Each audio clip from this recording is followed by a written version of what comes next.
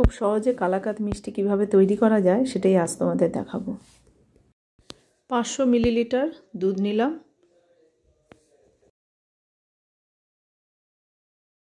দুধটা উষ্ণ গরম হয়েছে, এবার ওর মধ্যে আমি পাতিলেবুর রস দিয়ে ছানা কাটিয়ে নেব। লেবুর রস দিয়ে আমি চামচ দিয়ে দুধটা নাড়াচাড়া করে নেব। একটু পরে দেখা যাবে সবুজ জল আর তুলোর মতো দুধটা যখন ফুলে উঠবে তখনই বুঝতে পারবে ছানা কাটানো রেডি।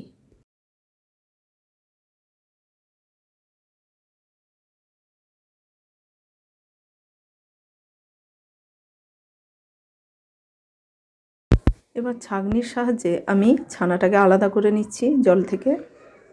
যেহেতু এটা টক জল তাই ভালো করে ওটাকে ঠান্ডা জল দিয়ে আমি ধুয়ে নেব।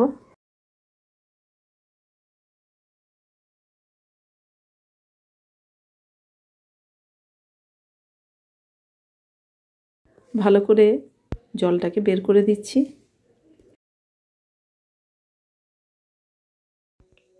আর একটা পাত্রে 500 মিলিলিটার দুধ নিলাম।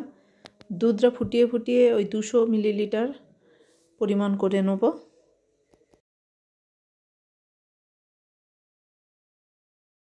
দুধটা ঘন করার সময় হালকা আঁচে এটা করতে হবে। আপনি পাশে অন্য কিছু কাজও করতে পারেন, মাঝে মাঝে শুধু চামচ দিয়ে একটু নাড়াচাড়া করে দিলেই ব্যাস।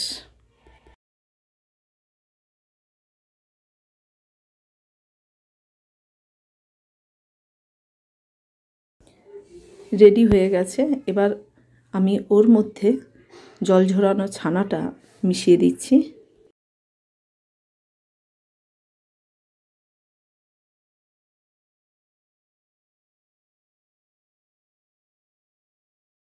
ভালো করে মেশানো হয়ে গেলে পরিমাণ মতো চিনি অ্যাড করছি। যে যেমন মিষ্টি খাবে, কেউ কম মিষ্টি খেলে কম মিষ্টিও দিতে পারে।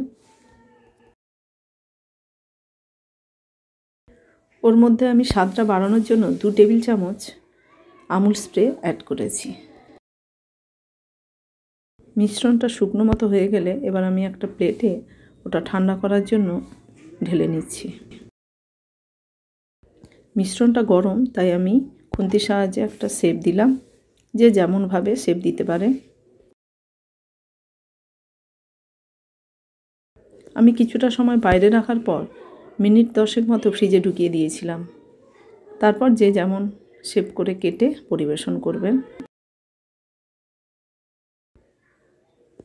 ডেকোরেশনটা যে যেমন দিতে পারেন।